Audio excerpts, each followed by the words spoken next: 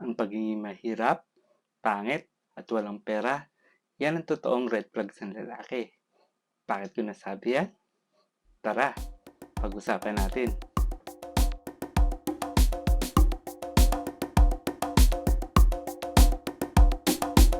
Pag tinanong mo ang mga babae kung anong ideal man nila, sasabihin lang nila na mabait, masipag, responsable, gentleman, at mayaman.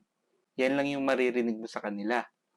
Pero, pag may nanligaw sa kanilang pogi, pero medyo barumbado, mayabang, at kung ano-ano pang bad habits meron yung lalaki, basta mapera siya, syempre, sasagutin ng babae yan. Basta nakikita nilang mukhang exciting ang buhay ng isang lalaki, kahit ano pang bisyo o kahit ano pang bad habits meron siya, as long as may pera siya, pipiliin pa din yan ng babae. Sa maniwala ka man o hindi.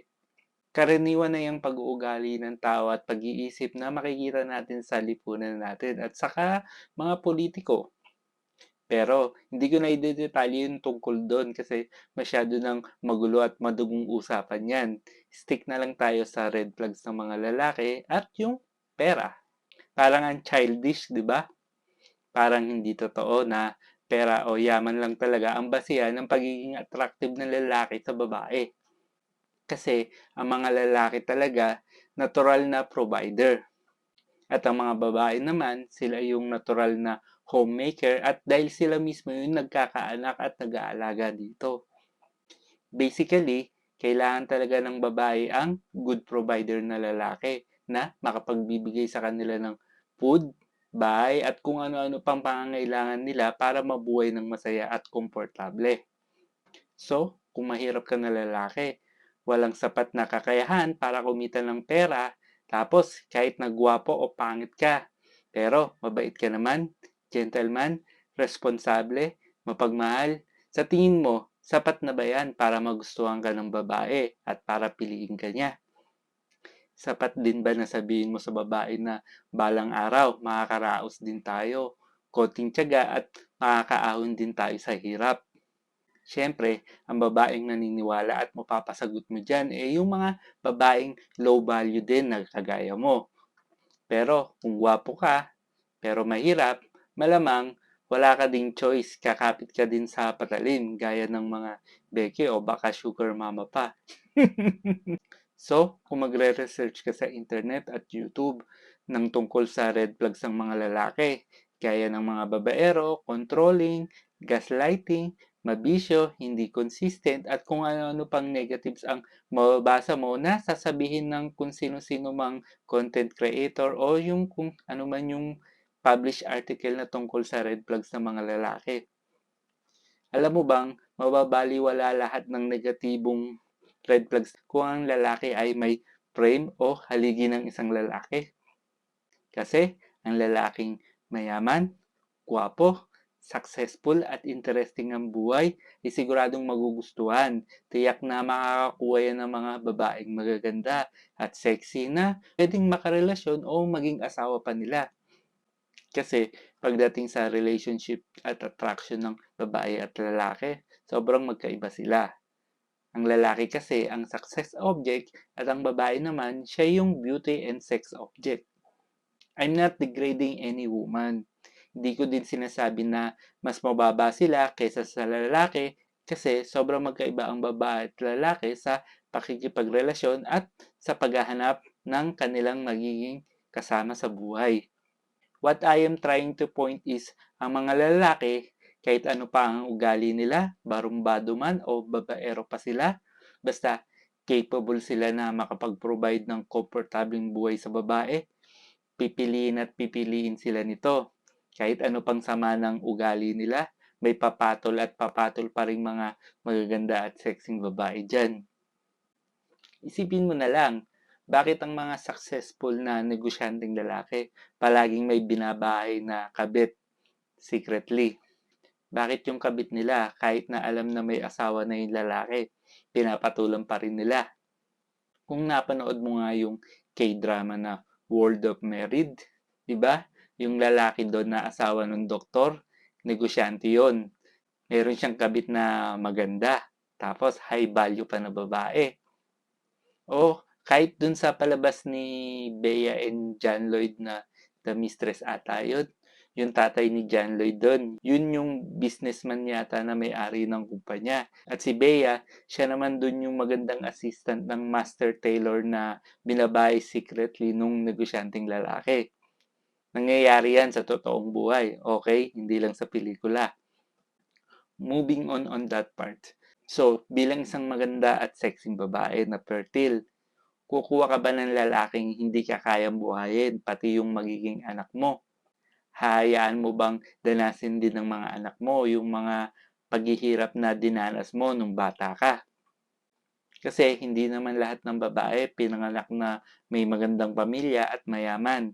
So, ang pinupunto ko uli ay normally ang mga babae ay hindi nagbabase talaga sa ugali, itsura, bad habits sa mga lalaki, kundi sa kakayahan niyang makapagbigay ng maayos na buhay para sa kanyang magiging anak at sa pamilya niya. At lalong hindi ko din sinasabi na dapat tayong mga lalaki ay gayahin natin yung mga pag-uugali ng mga lalaking may bad attitude, barumbado at pambababae. Kahit na kaya naman natin maging mayaman later on, tiyak na magugustuhan pa rin tayo ng mga magagandang babae as long as na maging successful tayo sa buhay. Pag-uusapan natin yung tungkol sa pera. Gusto ko lang i-point out na ang mundo natin ay tumatakbo sa pera. So, yung mga taong nagsasabing hindi lahat ay nabibili ng pera, ay sila yung mga taong walang pera. Bakit? Kasi naiingit sila. Iniisip nila na hindi masaya yung buhay ng mga mayayaman. Kasi daw, pag mayaman, walang panahon ng mga magulang nila sa anak nila para makita ito araw-araw. Sa totoo lang, sa mga Pinoy movies lang natin yan makikita. Kasi mas pinoportray dun sa mga pelikulang Pinoy na yon na mas maliligaya yung buhay ng mahihirap kumpara sa mga buhay ng mayayaman. Ito ang tandaan mo. Ang pera, lahat ng basic na problema ng tao, kaya nitong solusyonan. Pero ang tao, hirap kumita ng pera dahil lahat ng bagay dito sa mundo, kailangan natin ng pera at may halagang katumbas. Maliban na lang kung nakatira ka sa secluded na tribo ng mga tao na hindi pa naaabot ng modernong sibilisasyon. Walang value ang pera doon. Kahit nga sa aso at pusa natin, walang value ang pera natin. 'Di ba? Medyo nahirapan akong gawin ang video na to kasi para akong nagmumukhang pera. Pero ginawa ko pa rin kasi gusto kong ipaunawa na ang pera ang totoong basihan ngayon para makuha mo talaga lahat ng gusto mong makuha dito sa buhay natin. So kung medyo bata ka pa at binata pa, gamitin mo ang oras at talino mo para magkaroon ka ng pera para yumaman ka. Balikan natin yung red flags ng mga lalaki at bakit okay lang kung bakit meron ka nito. Bilang isang lalaki kasi, importante na alam mo ang gusto mo at yung objective mo na gusto mong maabot sa buhay mo. At sa babae naman, kung saan sila madalas yung nagiging biktima ng red flags ng mga lalaki. Pero sila din yung may kasalanan kung bakit. Kasi ang lalaki, nandyan sila at naghahanap ng babae para ilabas yung sexual urges nila dito. Nothing more, nothing less. Ganyan ang lalaki sa umpisa ng paghahanap nila ng babae at sa relasyon. Ang babae naman, gusto nila ay yung relationship na may commitment doon sa lalaki. So, ibibigay nila yung katawan nila dito kapag nagmamadali sila na i-lockdown yung lalaki. So, yung pagpili at consent, sa babae talaga nang gagaling yan. Kasi sa panahon natin, rape yun o violence against women kapag pinilit mong kunin yun sa babae. 'Di ba? So, ang lalaki, ano man ang estado niya sa buhay, mapamahirap man siya o mayaman, ang objective niya sa babae ay maka-access siya sa sex regularly. Ganyan kasimple lang ang mga lalaki pagdating sa relationship nila sa babae. Alam mo ba, kaya nga naimbento ang pagiging romantiko kasi ang mga mahihirap na lalaki, walang yaman dun sa mga mayayaman na lalaki, kagaya ng mga hari at yung mga nobles nila. Kasi ang mga mayayaman na lalaki, hindi sila naghahabol sa mga babae. Sila kasi yung mga nilalapitan. At para makasabay yung mga mahihirap na lalaki at para makakuha din sila, dinadaan nila sa pagsuyo, pagharana, o yung pagsulat nila dito ng mga tula at kung ano-ano pang pambobola na kaya nilang gawin. Para lang maka-access din sila sa mga babae. Hindi ko yan imbento ha.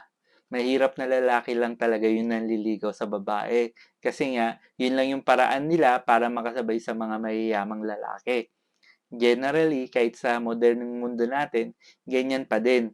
Mahihirap na lalaki lang yung nanunuyo ng babae. Kung may naging value o sense sa'yo ang video na to, please like and subscribe. At kung may gusto kang itanong o isuggest, please comment down below. Try ko yan sagutin sa mga susunod na video ko. Muli, ang buhay ng tao ay baluktot, bilog at maiksi. Nasa atin ang daan para ito'y dumiretso, umikot at humaba. Magandang araw mga kapatatas, mga karepapits, mga katolis. Peace!